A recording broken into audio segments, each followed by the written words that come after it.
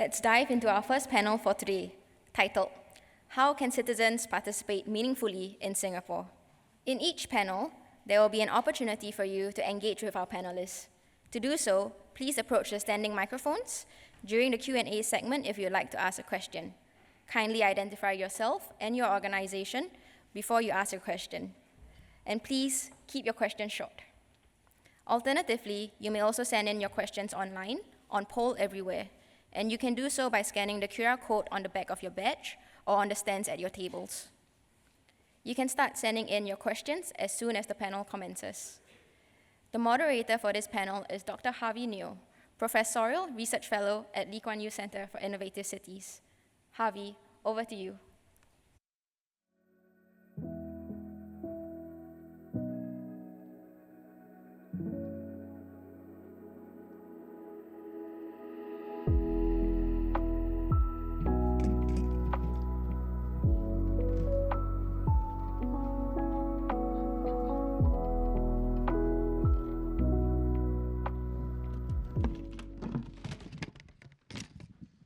So a very good morning to everyone. I'm so happy to see friends and supporters of FRS coming here.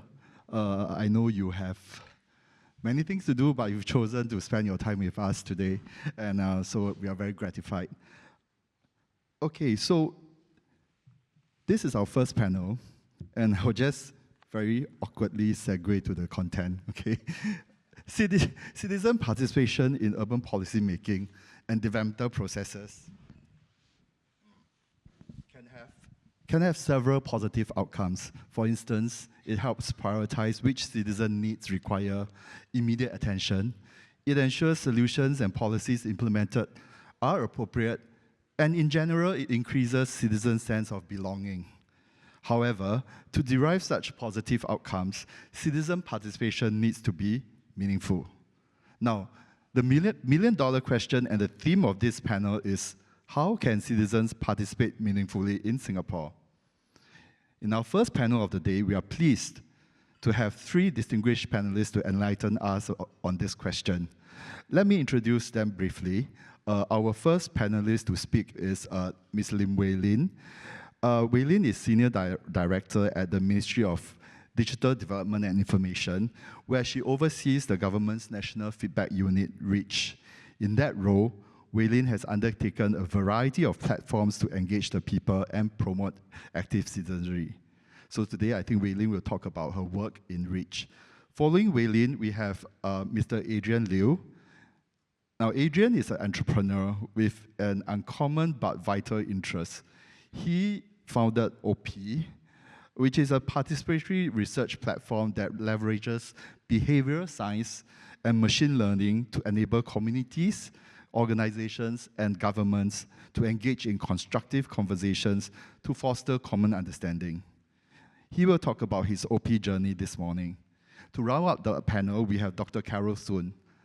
Carol is Principal Research Fellow at the Institute of Policy Studies, where she heads the Society and Culture Department. Her research interests are in media regulation and digital policy, digital literacy, as well as Web 3.0. But today she will be talking about her work in leading Citizens Panel. As you can see, our panelists not only have a wealth of practical experience in citizen engagement, they also come from the public, private, and academia sectors. So as what Samuel said, this would be our dream team in a FRS modality. So without further ado, may I invite Wei Lin to share her insights? Hi, morning everyone. Thanks very much for giving me the chance today to share a bit about what REACH does. As Harvey mentioned, REACH is actually the sort of official government agency when it comes to getting feedback and engaging citizens. We're actually 40 years old next year, so I hope many of you have heard of us. I'm not sure whether many of you have taken part in our events, but I wanted to use this opportunity to sort of give you a sense of the type of work that REACH has been doing. And of course, invite any of you who want to partner us and work with us to do so. We are very happy to work with various stakeholders and partners. So let me start. So our mission is really to facilitate two-way connection between government and citizens through a variety of feedback and engagement sessions. I'll go into some examples of government engagement efforts. So obviously we support the very high level, national level type of exercises. So for example, Forward Singapore, where we worked together with key partners such as MCCY to bring together citizens to get their views on their aspirations for Singapore's future and to design the social compact that they would like to see in the future. Budget, National Day Rally, these are all the national level platforms that we support our other government agencies to bring citizens in to get their views and to understand how they feel about the announcements that impact them. This is the team. We have a chairman, so our structure is slightly different compared to other government agencies for those who might be familiar. So instead of reporting through a sort of more bureaucratic structure, I guess, we report directly to our chairman, which is SMS Kiat Hao, and he's supported by 3 deputy chairs that you see there. But I think what's unique about REACH is that we actually have advisory panels that we tap on quite actively in order to seek their help to reach new groups. And I'll go into that into a bit more detail later on. This is the REACH team. I think you see a very familiar face as well. Director IPS has been a big supporter of the work that we do and has always been very actively engaged as well in what REACH has been doing. But we basically have 4 key teams that work on engagement, listening points, digital, reaching out via digital means, as well as finance and quality service management. We still get about maybe 3,000 to 3,000 emails to our QSM email. Not sure whether that is surprising or not, but I think it shows that there still is a demand by people to want to reach out and want to hear directly from the government. So the REACH Advisory Panel. So this panel comprises 35 members, and they basically represent very diverse segments of our community. And some of the sectors you see there: businesses, racial groups, environmental groups, media, both mainstream media as well as social media, mental health, family. They play a very important role because they give us networks into groups that we would not otherwise have been able to engage. I think, for example, some of the examples you see there, Mustafa he owns Black Hole Group, which is an F&B group, and they have many restaurants that I guess some of the young people here especially might be familiar with, Tipo Group and all that. And he came to us and he said, I have a group of F&B entrepreneurs who want to be engaged. These are your entrepreneurs who, maybe are chef owners, so they only own 1-2 restaurants, are not the types who will be engaged by your government agencies, but they would still like to be heard, they would still like to share their views. Can we find an avenue to do so? And so we said, sure, we are very happy to support. We brought in SMS Desmond, who's also Deputy Sec-Gen at NTUC, and he came in to engage them and speak with them. And I think a lot of the times, what we have learned is that people just want to be heard. They know that, especially I think the F&B sector, the issues are long-standing. They are not easy to resolve. Things like rent, things like manpower. But I think what they really want is the opportunity to come forward, to have someone listen to them and to have someone empathize and express a desire to want to resolve their issues and look into their issues. So I think our advisory panel has really been very, very helpful. They give us insights into sectors that we wouldn't normally have. So for example, within the disability sector, who are the groups that you need to reach out to? How can you reach out to them? Are there segments that we're missing out as part of our regular engagement? So they play a really, really vital role. Actually, yesterday was the last day of our advisory panel appointment, so we've appointed a new group of members to the advisory panel, and we look forward to working with them as well. Then this is interesting. We have a youth advisory panel.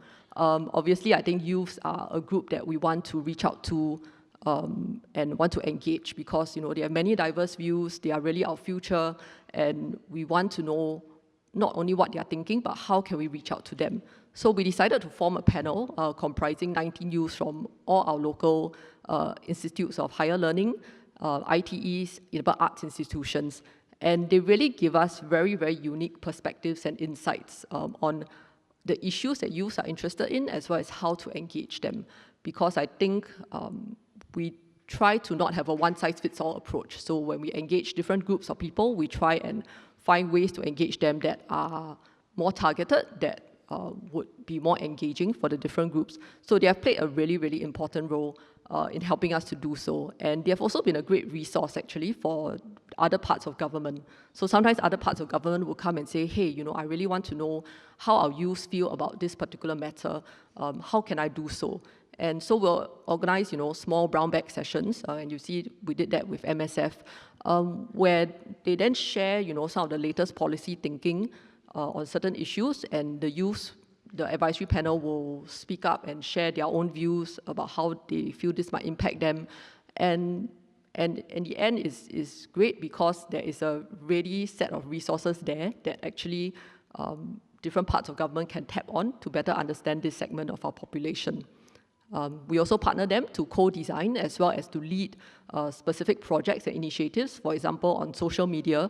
You know, I mean, I'm not going to be very appealing on social media, but we have these youths who come in and then on TikTok, and they help us to design as well as go out and do straight intercept interviews and in lingo that, you know, is understandable to the rest of their demographic segment. So we really try and involve them very actively in the work that we are doing. So how do we listen to our citizens? And I'll go into some of the few examples. So of course, dialogues and focus group discussions are a huge way for us to engage citizens. And we do that through various forms. Traditional large-scale dialogues still have a place in which, you know, we usually get a political office holder to come and engage different groups. But I wanted to draw attention to some of the examples here. So one is interactive theatre, which we just tried out this year. So we worked with a small drama company to stage a play, a short play that had to do with cost of living, because it's a, you know, issue that's affecting everybody. And it was really interesting because not only did we manage to attract people to this event that probably have never heard of Reach, will never be interested in the work that Reach does otherwise, but it was really, really interactive and dynamic because people were responding to each other, they were responding to the content within the play, they were sharing opinions with one another. For example, one young lady said, you know, spoke up and said, you know, it seems really impossible in Singapore, you know, how am I ever going to own a home? And a slightly older lady said, you know, I totally felt the same way when I was your age, but it's possible, and, you know, you will feel differently when you're older. And it was great because we didn't have to come in to do those interventions as government, but they were speaking to each other as an audience. So this is something we tried for the first time, and we are going to try and pilot it within various communities going forward. The other one are these neighborhood-centric small group conversations. So we have them in the neighborhood, Friend Zone. I don't know whether any of them are here or whether you've heard of them. But Friend Zone started, and what they were really trying to do was just to get people to say hi to each other in your own neighborhood. And then they evolved to holding these conversations within the community. And what was very striking was that people really lack the opportunity to come together in person to talk to one another. So some of these conversations were actually very emotional, and these are strangers, they don't know each other, but they stay in the same neighborhood.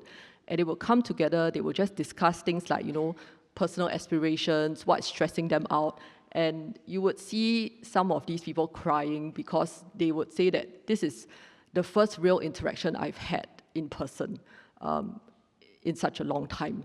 And also this was really just coming out of COVID, where a lot of, you know, the engagement moved to the digital space.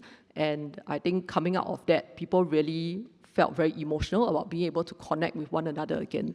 So those conversations have been fantastic, and a lot of them have carried on those conversations and built networks and communities with each other. For example, I think Clementi, there's a group of them who met through this session, and they now go on night walks together to look out for homeless people within their community. So that's really fantastic.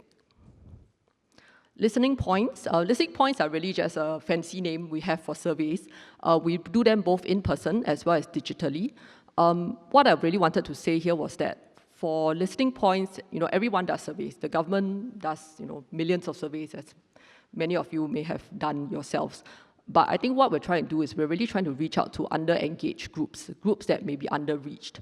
And we really want to get deep insights into how this specific community feels. A very recent e-survey, e-listening point that we did recently was with youths at risk. We all survey youths, and we have surveyed many, many youths. But it was really fascinating because this group of youths that belong to, maybe had been previously incarcerated or come from, more vulnerable families, their insights were completely different from the types of youths that we normally survey. The numbers were not big, but the team persisted to get as many people as possible to participate.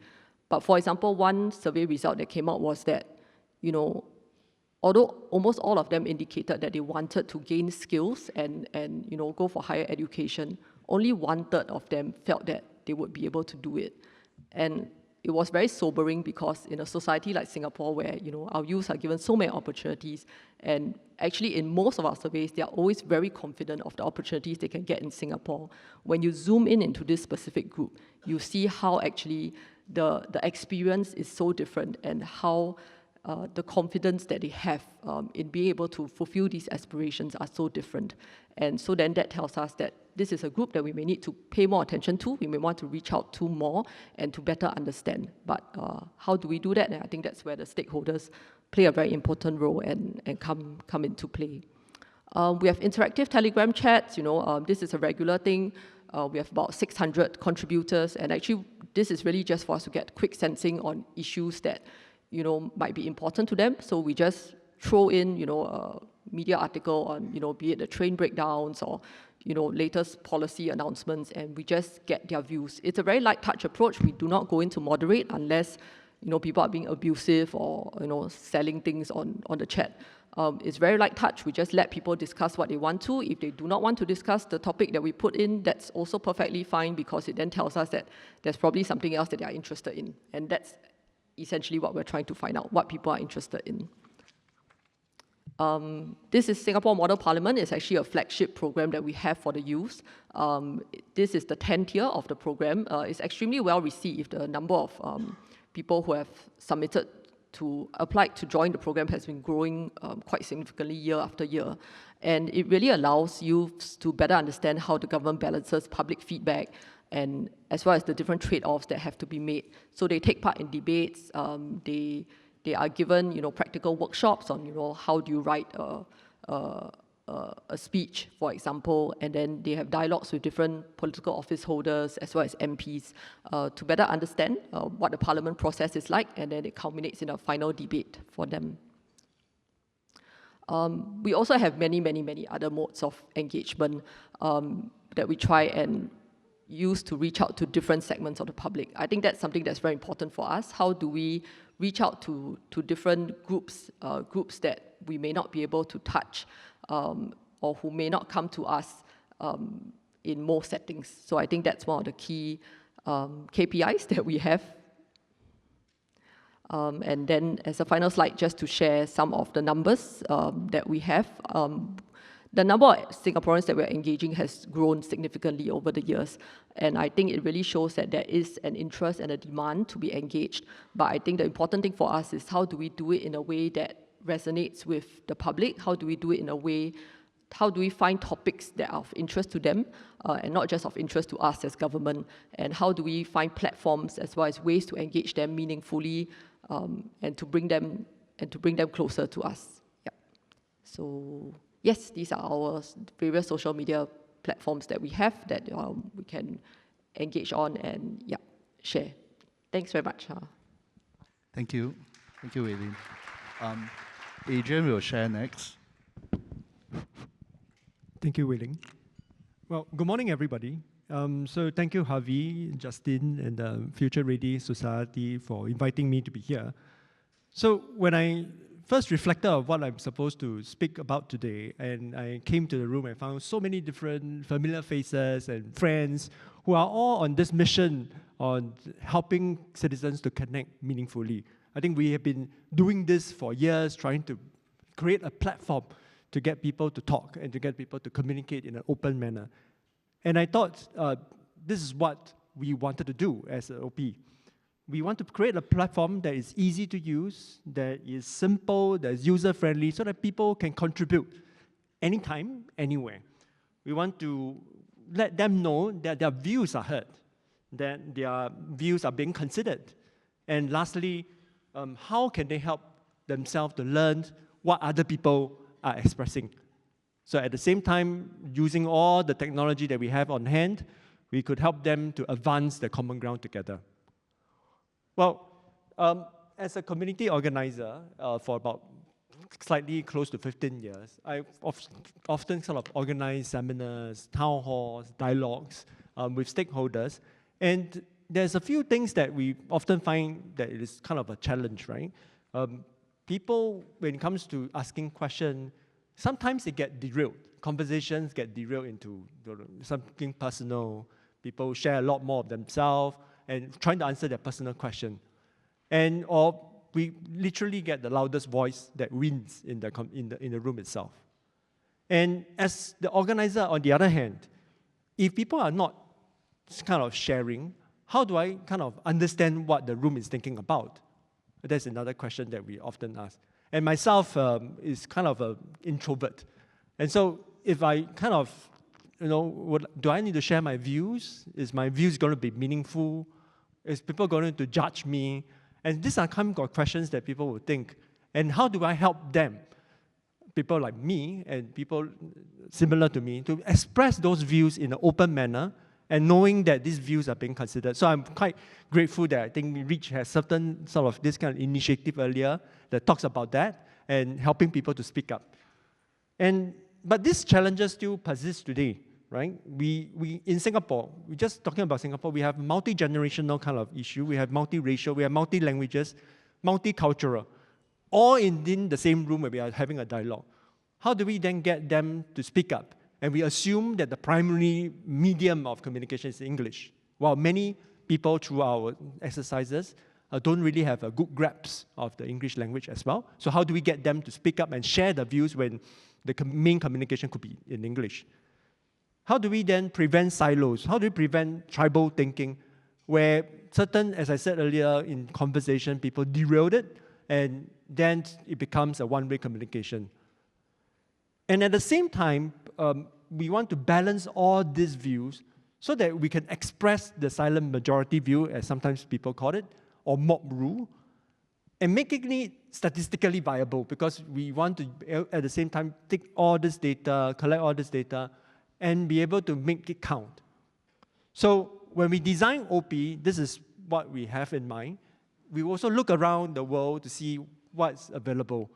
Again, I think in the previous learning journeys by the FRS, if you look at their YouTube videos, I check them out, participate there. There's plenty of platforms, many out there in the world.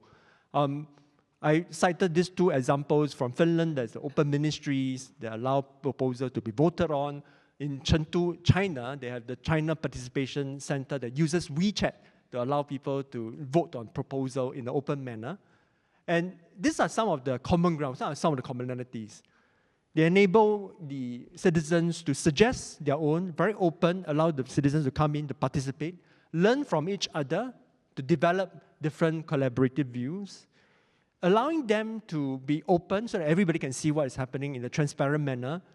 And at the same time, because it is on a platform, digital platform, it's accessible. In China, for example, in WeChat, almost everybody, I would say 99.9% would have some form of access to that because of the payment, allows them to participate and scale it up very quickly. But we want to learn from it and do more. We want to be able to balance the view, as I mentioned earlier, as a community organizer. From the organizer point of view, how do we ensure that conversations stay on track, don't get derailed, and that the views get balanced? We want to be as inclusive as possible so that as many people as possible be able to participate, including being colorblind friendly, because when we first started, we talk about in typical charts and typical dashboard, we say green, red, and blue, orange, and we talk about it and we think about it. Our colorblind friends could not even discern between green and red, and sometimes these charts just shows and this sort of deter people from participating. And lastly, with the technology at hand, with Gen AI, how do we help to accelerate these insights so that people can gain all this wisdom and achieve common ground? We are also quite fortunate to have open-minded friends and like-minded friends to come and support us and giving us a lot of case study to work on. I will just, in view of time, talk about one of it, where we work with one of the town council in Singapore. I think it's a very starting point of participatory budgeting, which the next panel will talk about, is about this project called the Neighborhood Renewal Program. Now, for those who know, Neighborhood Renewal Program requires some sort of a consensus where the architect will come up with some design proposal, put it out to the residents, and then they will have to vote for it. 80% of them who have voted for it will get the project to be passed. And what we want is to review this entire process. We got the residents to talk about individual projects, whether they like it or not. At the same time, talk deeply what truly matters to them. So what is interesting from this process that we have revamped it takes a lot longer time to get to the consensus. But what happens here is beyond just the architect who proposed some typical linkways. I think some people will know it. They will talk about linkways, they will talk about some fitness corner, they'll talk about some community gardens. These are not truly what matters to the residents. What they have reflected back to us eventually was talking about how could you help me to solve the noise pollution near to an expressway that I'm staying in. That is my biggest pain point today. All of your proposals have not addressed what I have talked about. And it came out in our platform, we showed it to our stakeholders, and the architect has literally a new revelation about what I should do. He came out with new interesting design to address the key problem, the true resident need that has reflected in the conversation. And this have a few benefits. Firstly, you actually address the real needs that people want. And secondly, it's really saving money because you take those that is not really useful and not appreciated by residents and diverting it to proposals and projects that the residents truly want. So this is one kind of example where we have the conversation where residents come in to share their views in an open manner, where it is transparent, where everybody get to see it, and that sort of gain trust, and there's a lot more support towards the end neighborhood renewal program. Well, there's still a lot more things that we hope that we could do in OP, but I hope just now what we have shared is a little bit of glimpse of what we have done. We want to be able to continue to educate our users, our friends, our supporters, the view from being a microscopic view to a common ground view. Because for far too long, we talk about when we look at surveys, people look at what this particular subgroup is thinking, what this person is thinking against another subgroup. We have been looking about the divides. But what can we look at as a common ground? What can we look at from a common view, taking it backwards? What will truly bring all these people together? That's what we are advocating and what we wanted people to think about when they come use our platform. When we designed it from the ground up, we make sure that it's the view that you get. We also want to ease the barrier because we find every time where people participate, there is always going to be some barrier, whether logging in, whether you have to come in the password, whether you need to use some passcode, you need to scan something. That are all barriers to participation. After all, if we want to be a participatory platform, we need participation. And if we can't get people to participate, then there's no data to collect, there's no views that we can talk about. And so to be as easy as possible is always something that we want you to strive to do. And lastly, I was glad that Samuel was talking about having this platform for us to validate. I think it's always something good to look for academias, look for people that we could back our methods, to look at using it as a statistically legal manner so that we can use this as real data that can provide the impact onto the ground. As we move on to, as we progressively rolled out OP, not just in Singapore, but in UK as well, as we introduce this to even the Market Research Society in UK, there's a lot of interest. Because how do we then get this data to be statistically rigor? Because it is all crowdsourced. And from this crowdsourced view, being representative, being statistical rigor, will give a lot more sort of ammo for stakeholders to push the proposal that they want to in the community. So this is kind of a short glimpse of what we have as an OP. It's a journey in the last 3 years. We are really born in COVID and we are still learning.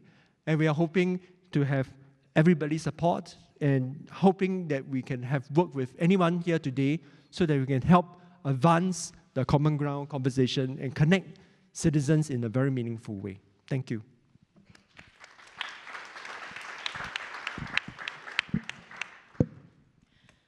Good morning, everyone. Very nice to be in this room. Some familiar faces, but many new faces as well. And just want to give a special shout out to the colleagues in this room whom I have had a chance to work with on what I'm going to talk to you about on citizens panels in Singapore. So Wei Ling has spoken to you, has shared the work that REACH does in Singapore in engaging Singaporeans from different walks of life. I think Adrian has also spoken about looking at technology as the main modality for engaging people who come from very different backgrounds and who have very different profiles from one another. So for me, the focus of my presentation really is to share some of the insights and key takeaways that we have learned from conducting citizen engagement through a very specific modality called citizens panels. So since 2017, IPS have had the opportunity to collaborate with different policy sponsors to conduct citizen engagement through Citizens Panel. So just to get us all on the same page so that we understand one another fully, let me just explain very briefly what Citizens Panels are. But maybe to start that, I will say what Citizens Panels are not. So in her sharing, Wei Ling talked about the different ways in which REACH reaches out to Singaporeans, right? Dialogues, focus group discussions, listening points, etc. So citizens panels are none of these. They are not town halls, they are not focus group discussions, and they are not dialogue sessions. Now, for the citizens panel that IPS has helped conducted in the past, 7 years now, each of them lasted 4 full-day sessions. They didn't happen on consecutive days. They were usually stretched over a few weeks or a couple of months. But each citizens panel focused on a specific topic, and with that, we have very specific policy challenge statement as well, and we work with different policy sponsors for different citizens panel. So all the participants who were recruited for each citizens panel had to attend 4 full-day sessions. And at the end of the citizens panel, they actually have to present the set of recommendations that they themselves have come up with for the respective challenge statements to the policy sponsor. So the policy sponsor for each of this panel would receive the recommendations, take a few months to consider the recommendations, and then go back to the participants from the citizens panel and share with them their considerations, what they think could be implemented, what they think could not be implemented, and why. So this essentially is how citizens panels were conducted in the case of these 5 topics. And with the exception of the 4th one on youth mental health, all the other 4 were done or were conducted in person, face-to-face. The 4th one on the youth mental health was held during the pandemic.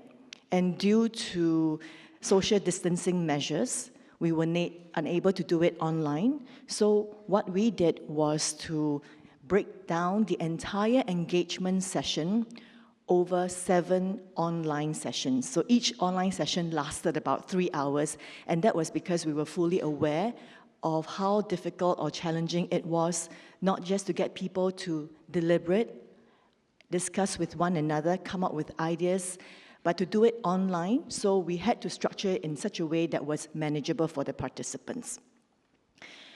So what were some of the outcomes of these citizens panels? At the very, very minimum, we were looking for outcomes that help inform policy making or develop some policy solutions for each of the policy sponsors. So for instance, for the war on diabetes, we work with the Ministry of Health, where some of the recommendations were considered and implemented over time by the ministry. The most recent example would be the Citizens Panel on Employment Resilience, where we worked with the policy sponsor, which was the Ministry of Manpower. So if you look at the cover of the report on the extreme right, that was the Forward Singapore report that was launched sometime last year. Some of the recommendations that were put forth by the participants of this citizens panel were featured in this report. So for instance, suggestions on providing those who are unemployed and actively seeking for work with some support, as well as how to better personalize and tailor career advice and career management. So what you see in the middle of the slide would be a report that's available on IPS's website, which featured the 8 recommendations that were developed and proposed by the participants themselves over 4 days. Now, as researchers, we were really quite keen to understand, besides impact on policy making, were there observable impact on the participants themselves? So for each of the citizens panel, we conducted pre-engagement polls as well as post-engagement polls, where we measured for different qualities and variables. And we found that generally, it improved the participation in the citizens panel, improved the participants' understanding of what policy making entails. Clearly, they were not able to understand it fully, but they at least walked away realizing what it takes to negotiate with one another, to talk about their differences, and to come to an agreement of what they think is the way forward. Through participating, they also felt more confident in themselves as active citizens who can actually have a part to play in the Singapore society when it comes to solving the challenges that society faces. So what we have learned through working on the 5 citizens panels is, in order to elicit full and meaningful participation on the part of the citizens' participants, these are 4 key attributes that need to be met and are really critical to the process, one of which is diversity. I think both Wei Lin and Adrian alluded to the range of people they meet on the respective platforms. So diversity is really important to the engagement process because it has wide implications on the range of perspectives that are shared, as well as the range of solutions that are developed by the participants themselves. The other very important and critical element would be the concept of fairness. And what do I mean by that? I think even in this room, given our background, our educational qualifications, there are different people, who would speak up more. There are some people who would speak up more and some who would speak up less, right? People have different propensity and comfort level to speak up. Adrian himself said that he's an introvert, but clearly he has forced himself, out of his comfort zone. So what is really critical is for us to design the process in such a way so that we can make sure that we provide a safe space for people to participate that encourages even the most quiet in the group and in the room to speak up. So the objective really is to minimize and hopefully close the participation divide among the participants. Now, third, knowledge gain is really important. Now, by exposing the participants to other people who have very, very different lived realities from them, they hear firsthand, and sometimes they see firsthand, the challenges that other people face. So we've actually had people coming up to us as they went through the 4 days saying that, they were happy and grateful that they had the opportunity to be part of the process because they never knew that so-and-so, or there were other people who felt so differently about the issue, and there were other people who had these kind of challenges whom, they had absolutely no idea of. The process is also designed to make sure that we nudge people to come up with solutions that are data-driven or evidence-based. right? So in other words, it wasn't only that their personal lives or their personal lived realities matter. What mattered was also what's out there, what does research say, what's being done, so that they can come up with proposals that are data-informed. And of course, through designing the process in such a way, they also learn what it means to participate in democratic decision-making. They learn how to listen to one another, they learned how to talk to one another, and more importantly, they learn how to decide together. And finally, the other very important attribute of citizens panels would be efficacy gain. By efficacy, I'm actually talking about the participants' confidence in themselves, in their ability to come up with solutions. And so the processes are designed in a way to get them to take ownership, not just for the ideas that they propose, but also for the actual process of engagement. So for instance, for the Citizens Panel on Work-Life Harmony, where we worked with MOM, PMO, and MSF, we allowed participants to suggest how certain parts of the engagement process would be run. So these were some of the things that we did to try to increase people's confidence in themselves as active citizens. Now, both Wei Ling and Adrian talked about the role of technology in engagement.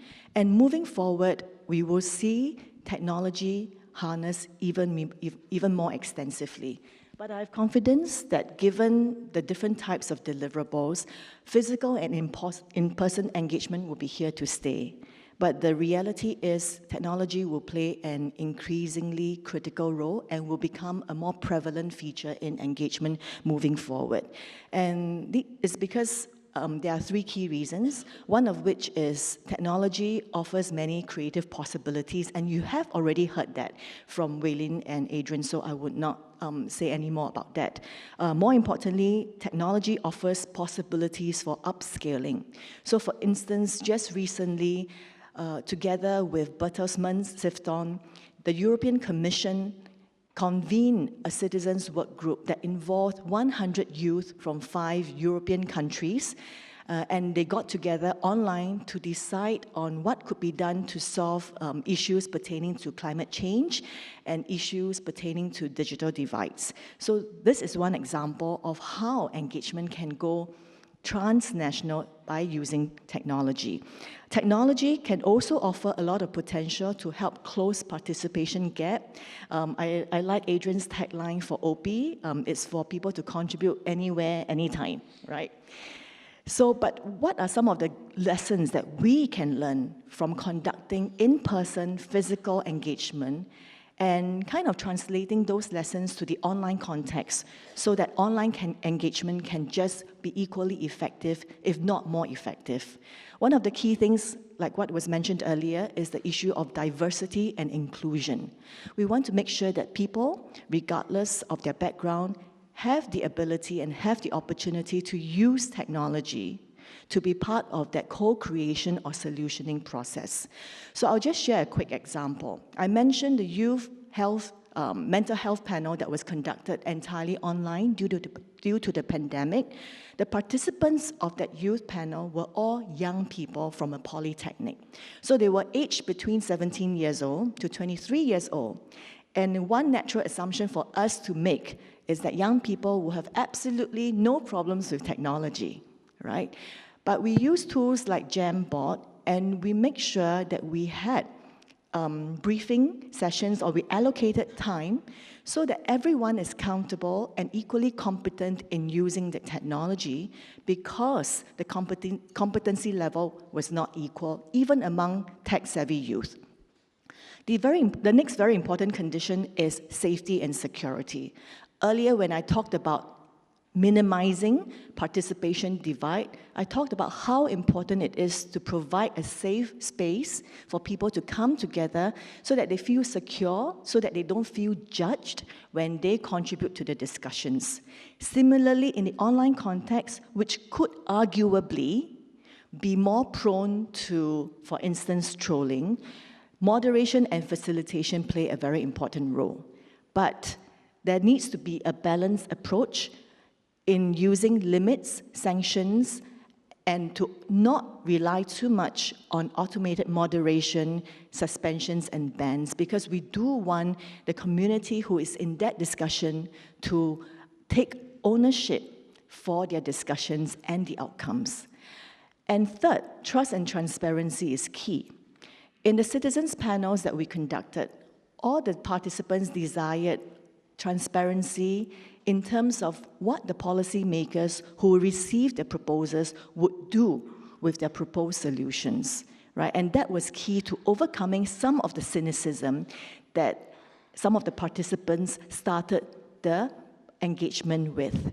Similarly, in the online context, when designing the technology, it is really important to embed features of consultation, implementation, and evaluation so that participants, when they're on the platform, as they go through the process, can see for themselves what is being done with their suggestions and their concerns.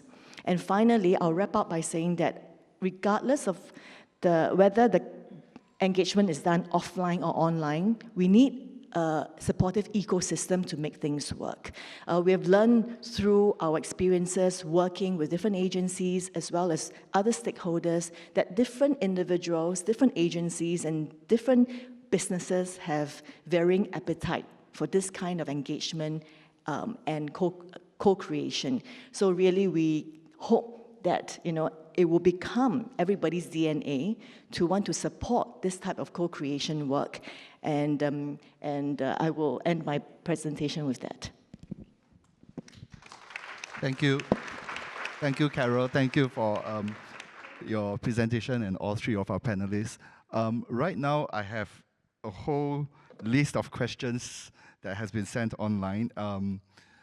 I will just proceed with this first. And what I'll do is I'll ask a question that's general. In other words, all three panelists can attempt to answer.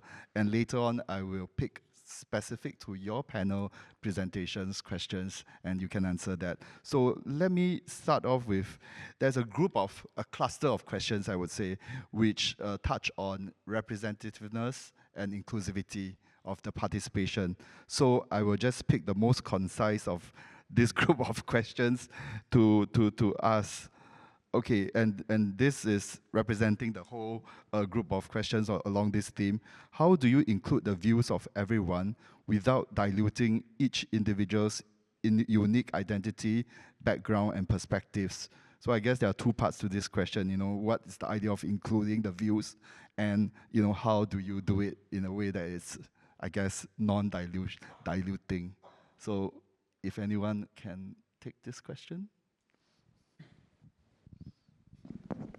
Maybe I'll start. So I mentioned earlier when I was talking through my presentation on the idea of knowledge gain, right? So it was important for people to understand the lived realities of the other people in the room. So as part of the engagement, there were sessions, especially in the beginning, where the participants were self-organized into groups based on the topics and themes that appealed to them.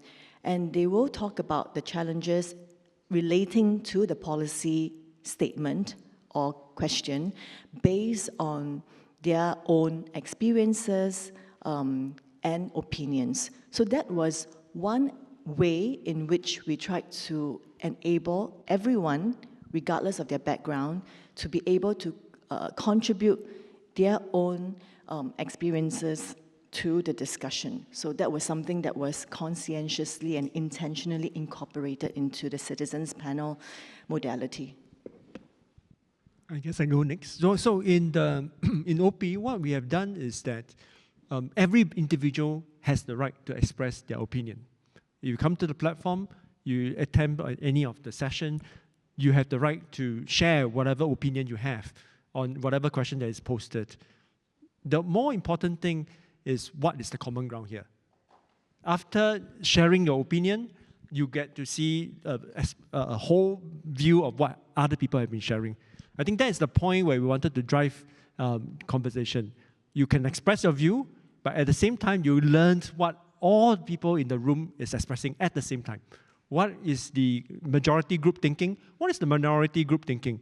And you explore different perspectives and look at what is this commonality here. Is this something that we strive for? Is this something that we move towards to? And then through this process, we are bringing the individual through a journey to learn what really matters in this conversation. So that's the way how we deal with sort of opinions from each individual without diluting their views. I will admit for REACH, it's not always possible to do, given the scale and nature of our engagements.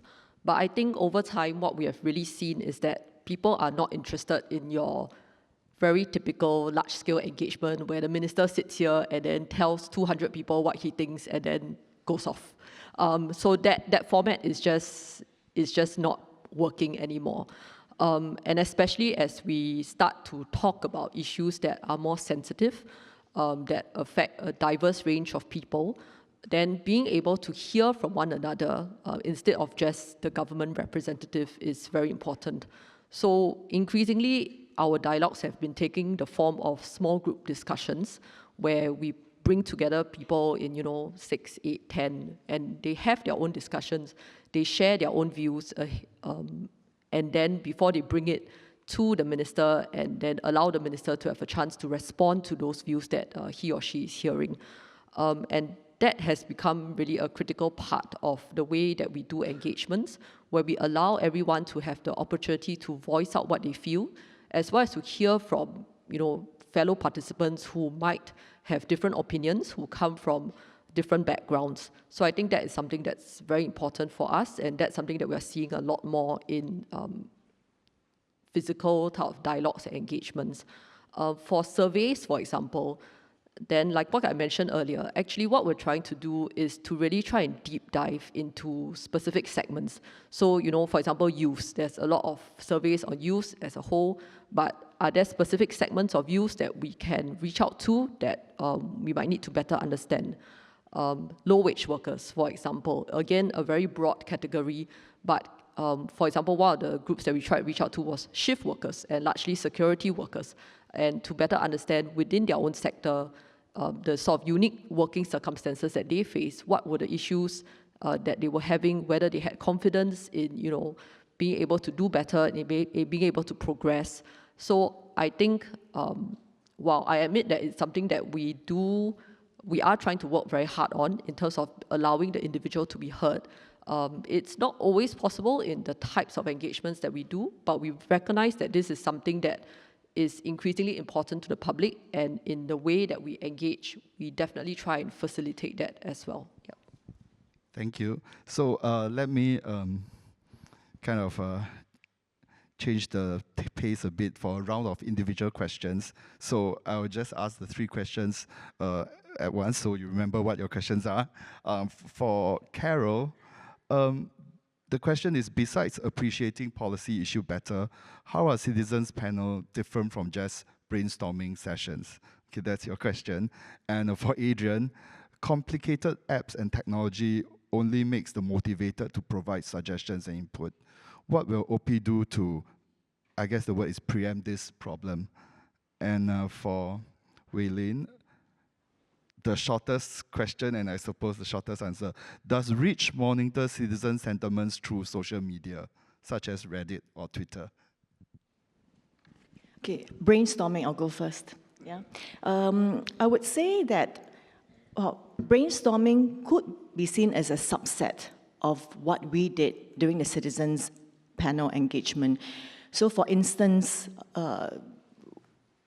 there were parts of the process where participants have to think about, different ways, right, that to solve a particular problem, whether it's, getting the community to come up to adopt better practices in terms of fighting diabetes, or in another case, how to encourage households to recycle correctly. So clearly, there were parts of the process that required people to brainstorm.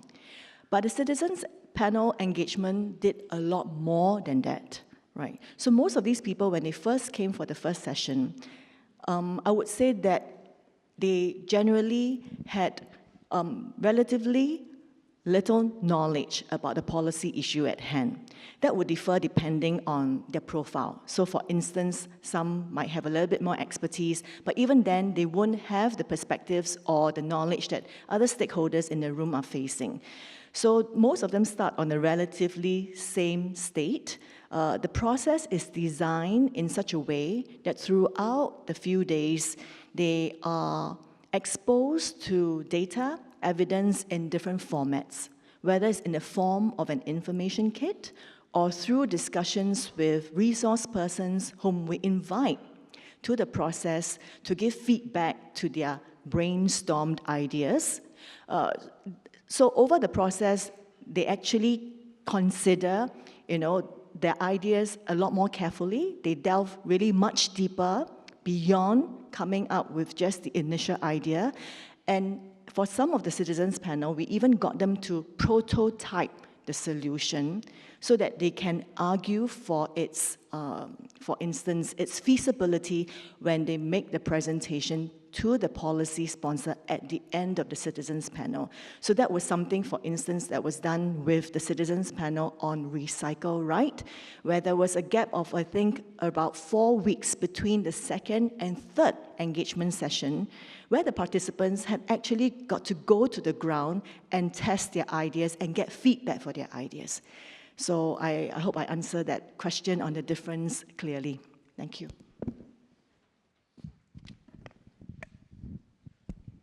I guess the very short answer is no.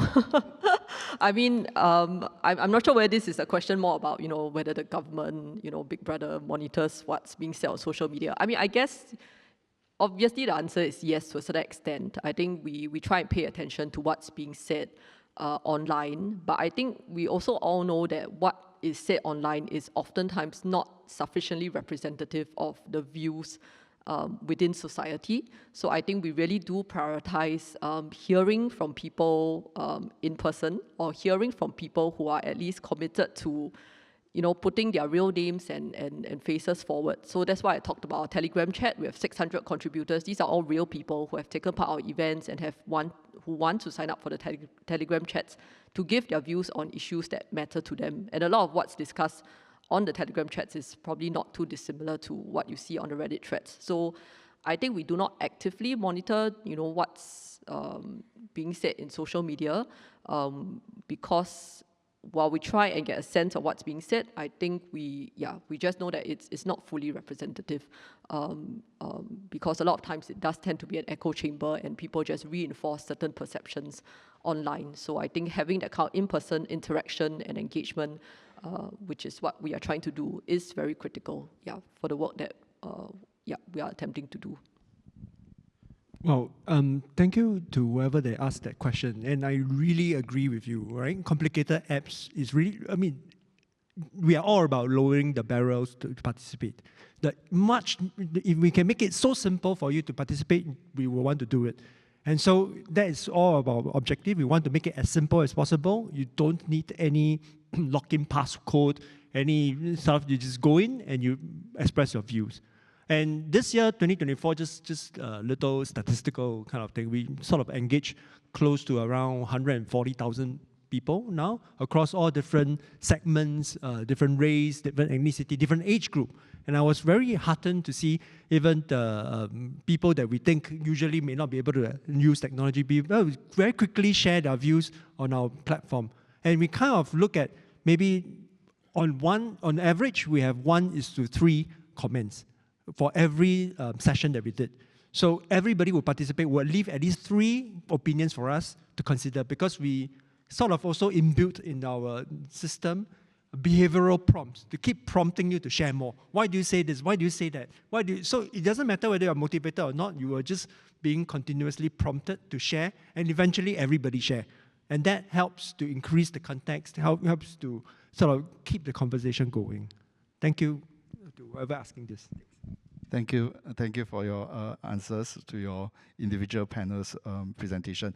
I will go to another general question now, and this is again a cluster of questions that touch upon the outcomes. So in other words, after the discussion, after we have the material, what then happens to it? What is the receptivity to such information and data collected?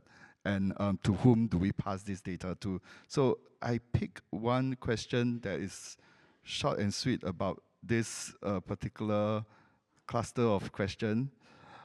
How do you work? And the three panelists in various capacities have worked with public agencies.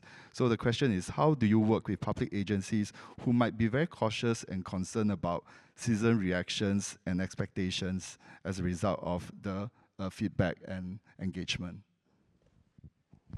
Maybe I start first as a private agency, easier to tackle this problem, right? Well, I think first, when we present our insights and all the conversation is going on, I think one of the key things is the agency will come back. Usually, I will be very delighted when they have this expression. Oh, I didn't know that. I mean, that is great because that shows that the views are being considered, the views are being put forth, and people are delighted by seeing all this sort of diversity of views that is being placed in front of them. And so that is the key thing that I think when we work with different agencies, I think the 3P plus applies to us, even the public, private, the people sector, academia. When they see such diversities or insights that is presented and conversation is going, it always delights them. And I should say more of such conversations should be considered and should be put forth so that we could have a more wholesome conversations with people out there. Thank you.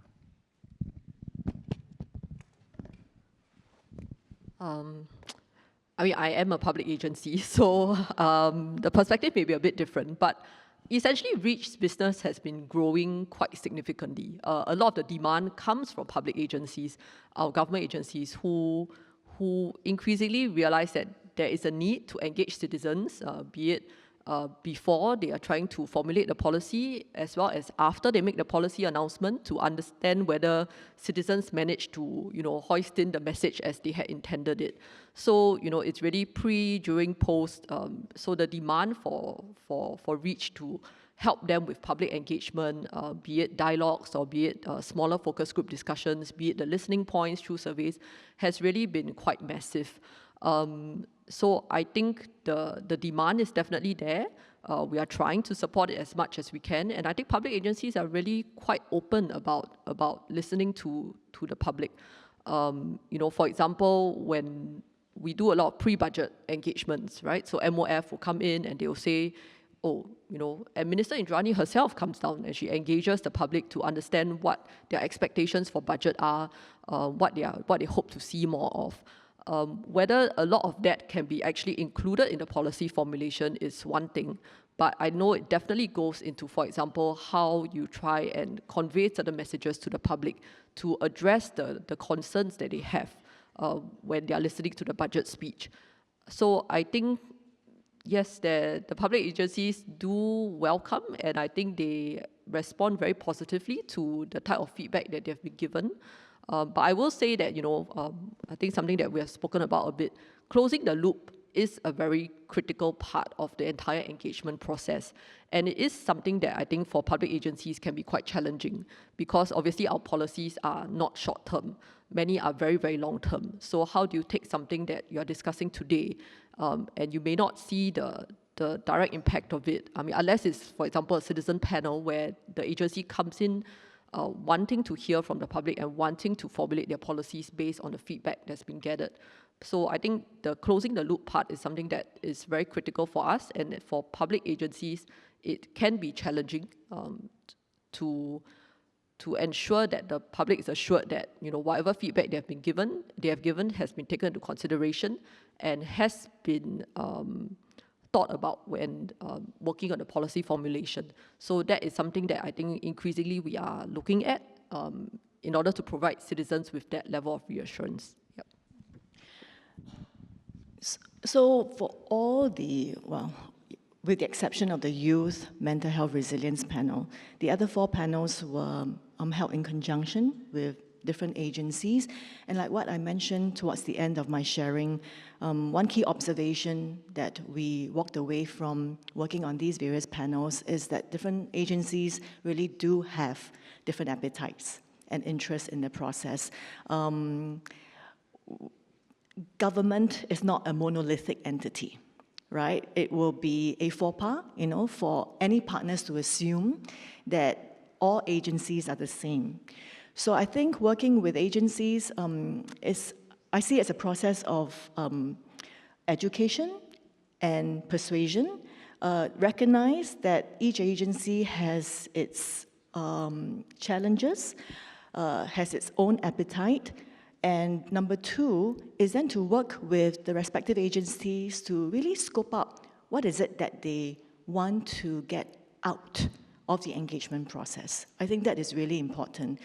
And what I think is also useful is not just to remind throughout the process of the agencies of what they want to get out of the process, but also what is at stake, right? We do not want to develop and convene an engagement process where at the end of the process, participants walk away feeling that it was wayang, to put it crudely, or something that they felt they were taken advantage of, or a process that was not egalitarian, and where views were shoved down their neck instead of soliciting their views. So reminding them of some of these outcomes that should be avoided, because it does have long-term impact, not just for the agency's credibility, but also for the general public's propensity and enthusiasm to engage in future initiatives. So then I think talking through some of these important things with them, walking with them very closely, and working through every step of the way to make sure that the process is a positive one, not just for them, but also for the participants. I think that was something that we always kept our sights on. Thank you. I think maybe I can add on a little bit. In our experience in our work, if we were to take on this 3P plus approach, right, we go into this discussion and collaboration not second-guessing any of the partners. We have utmost trust and in the right spirit that we go into the discussion. So sometimes I think people overstate or maybe too suspicious of hidden agenda. So if we go into a discussion of any issue with an open mind and full trust in a partner, as what the 3P plus advocates, I think it will work out well, and the kinds of worry that you have will hopefully be proven to be, undue worries. So that has been our experience. It doesn't mean, as Carol implied, that every agency is as easy to work with, but certainly no agency is resistant or dismissive of any views. That's my personal experience. Okay, so let me go to a few kind of general questions, and it's just a little bit off the field, but interesting and important to answer as well. One is this, and I don't know any one of the panelists can take this question. What lessons could charities take away from this panel? I mean, respectfully, we do not, I'm literally reading the question. I mean, respectfully, we do not have the resources that organizations, the panelists are representing. So this question and a follow-on question, related question is, I lost the question, but a student asked, I think there's a student in the audience, a student asked, how can students of Institute of Higher Learning support Future Ready Society, support citizen engagement, especially how can we provide support to the private sector? I will take the first question about the charity one.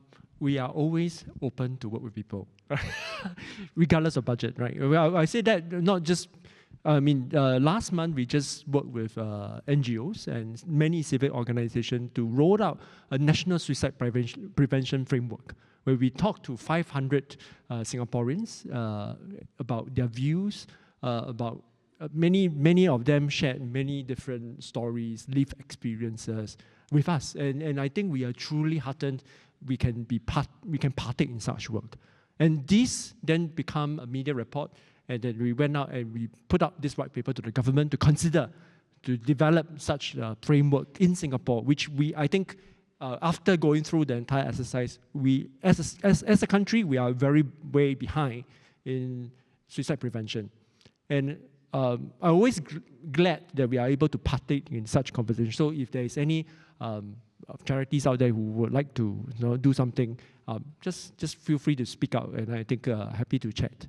And the second question about the students supporting our, the private sector. Actually, OP has a free plan. I'm just talking about OP and advocating the software, but it's actually free for the first year. If you were to like to use it within your own private institution, have the conversation, you could do it right away from our website today. Just sign up.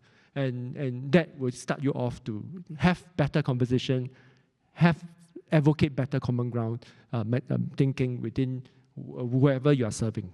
Yeah, thanks. I think my response to the first question would be the same. Please come and work with us. I think we are really very happy to work with different stakeholders and partners. Charities, NGOs are a group that we actively work with.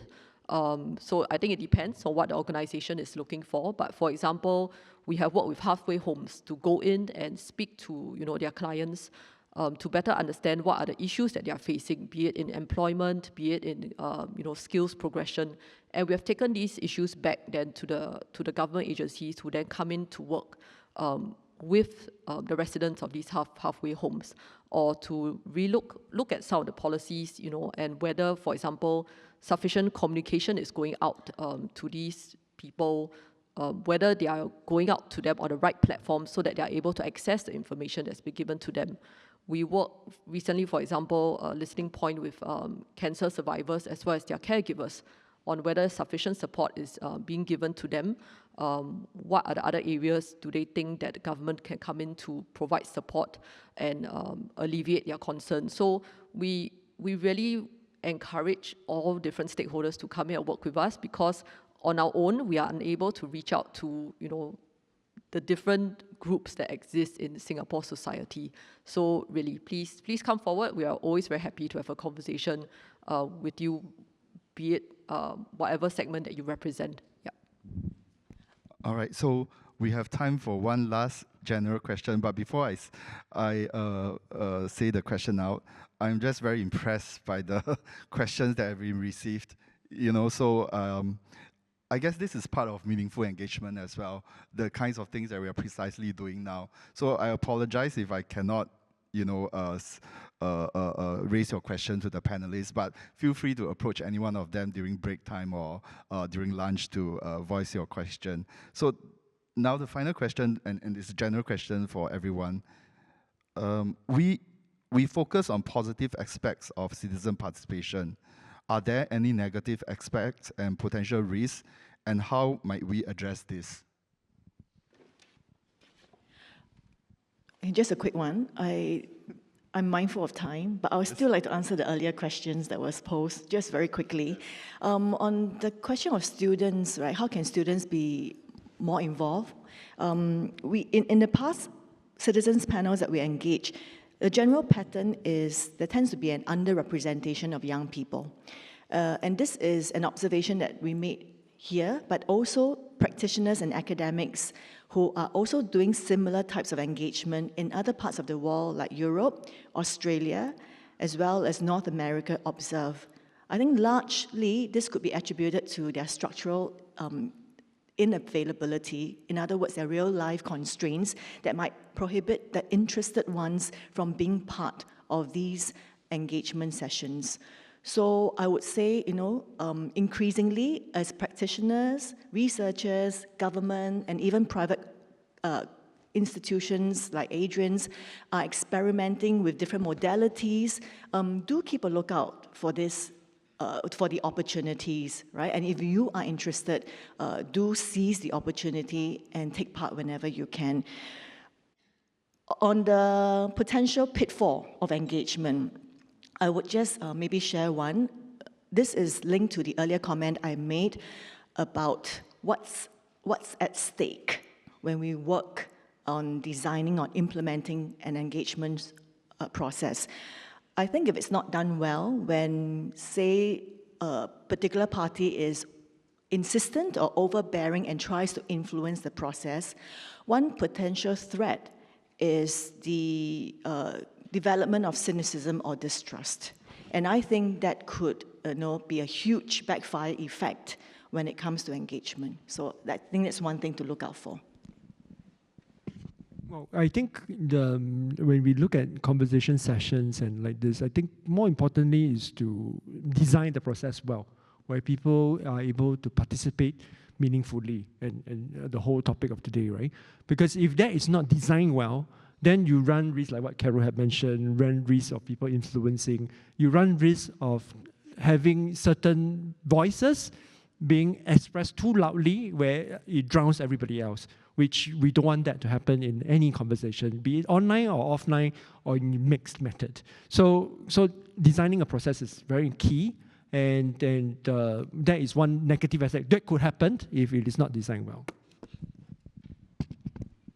Yeah, so I think one of the biggest risks for us when we look at engagements is, could we end up achieving the opposite outcome, which instead of bringing people together, it becomes more divisive and people end up more entrenched in their own views.